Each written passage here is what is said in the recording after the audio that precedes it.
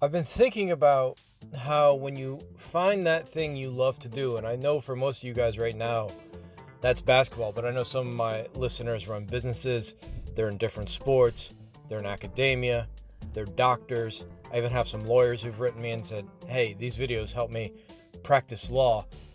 And the one thing about rare people who find this passion, this calling, the thing about them that's just so neat when you're around them is there's this totalizing effort in that which they love.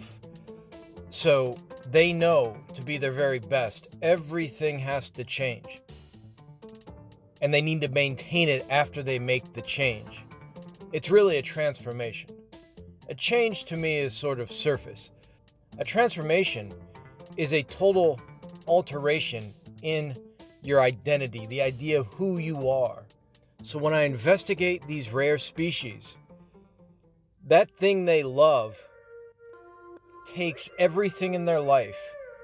It almost like, imagine a table, and they lay down everything in their life. Their sleep, their diet, their hours in the day, their resources, their money, their education, whatever is in their life, they lay it all out. Their relationships, everything. They lay it on the table. They pick each one up and they say, how can I optimize this so that it helps me achieve what I want to achieve in my passion? They look at everything. They inspect everything. And they start to think, okay, I've got to make sure my sleep is deep and meaningful. And I only get enough sleep so that I have more time. They don't short themselves on sleep, but they try to optimize their sleep. They look at their diet. They investigate a variety of diets. And they ask, what diet's going to keep me healthy, give me energy, burn my fat, increase my muscle, keep me mentally alert? What supplements do I need? How much water do I need?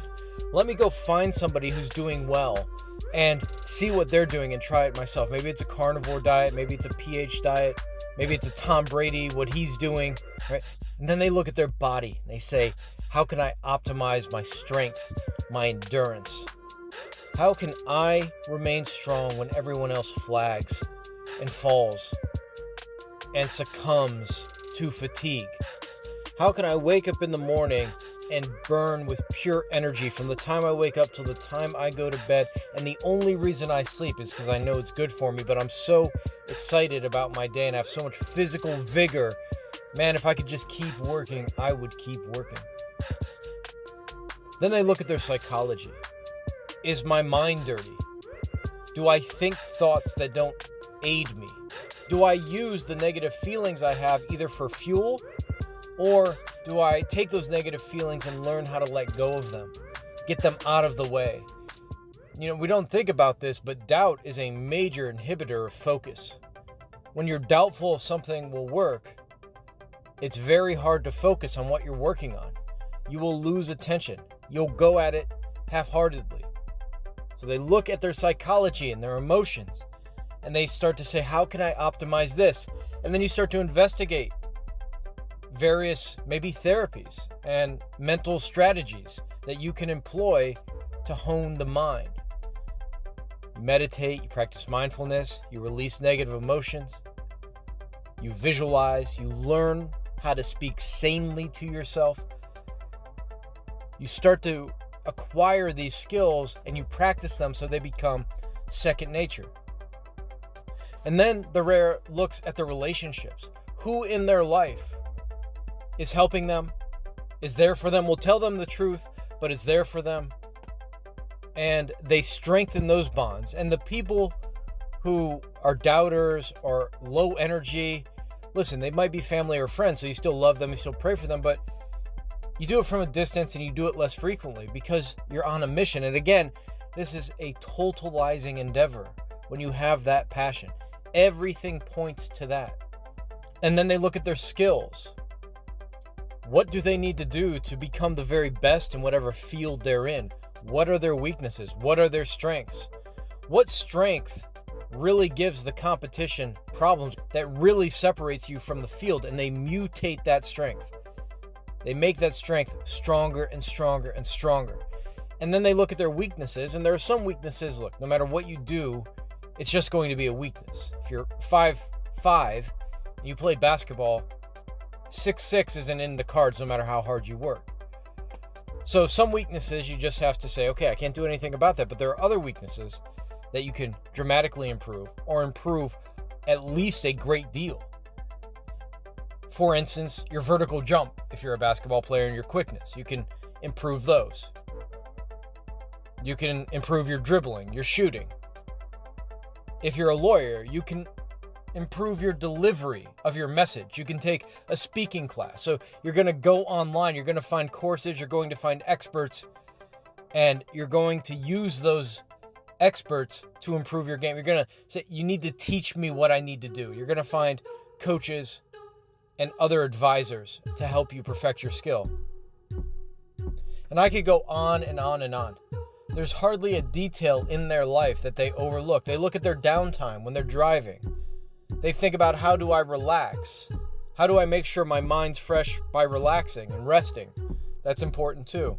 They may even start to consider their wardrobe and what they wear. There's certain shoes that give me a little more energy. I mean, these minor things that over the course of a year or years start to add up and add benefits. You've heard of Mark Zuckerberg. He wears the same thing every day to cut down on thinking and decision time. And to somebody on the outside, you say, oh my God, that's extreme. Not to somebody who's a rare. As soon as I heard that, I said, yeah, I get it. Makes sense to me. Right. You got a lot of thinking to do today. Here's one less thing you got to think about and waste time on. Rare people are busy all day long because what they love has totalized their life. It's a totalizing endeavor. The total self, every aspect of the life starts to point towards this obsession. Some say that's not healthy. Fine. Maybe it's not completely healthy. But when you have that thing and every aspect of you points towards it, watch out. I mean, you're going to reach your potential. You're going to reach the max you can achieve. It's impossible not to. Of course, I'll end with this. The crazy thing is, if it totalizes your life, then if you're truly going to be a master, at the same time you got to remember that the thing which totalizes your life, you still have to be loose and free about it.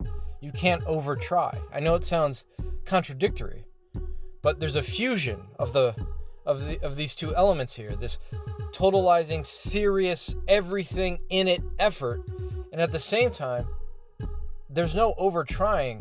When you over try, your conscious mind's involved, you're wanting it too much, you're living in the future, and you don't perform well.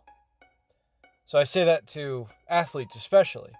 Everything goes into this thing you love. And at the same time, while everything goes into this thing that you love, if you take a step back, you're still free. You're still okay with life in general, because everything you do goes in to what you love, but you're also free that when it's time to perform, you don't over try. You let it happen naturally.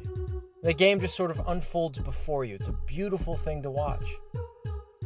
Now, a truly healthy rare person, I've found, their passion is that thing that all their effort goes toward. But the truly healthy rare person has a spiritual overlay. They know this thing they're doing in the world, while very important to them, and they're giving it their all, is not defining who they are at the spiritual level. Okay, so there's this overlay of spirituality, and you can take a step back and say, okay, this is the thing I love most in this world to do, but my soul isn't at stake even if I put all this effort in and it fails. So you're a spiritual person beside and atop of this totalizing effort.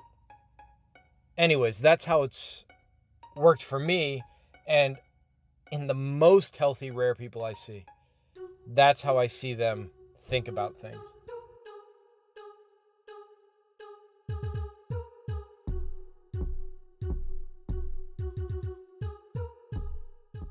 Growing up, I was always interested in the mental game.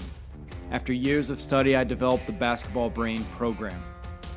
My life is devoted to helping others achieve their greatness. I hope you'll like, subscribe, and if you take a chance with the Basketball Brain program, I promise you your game's going to reach levels that you never thought possible.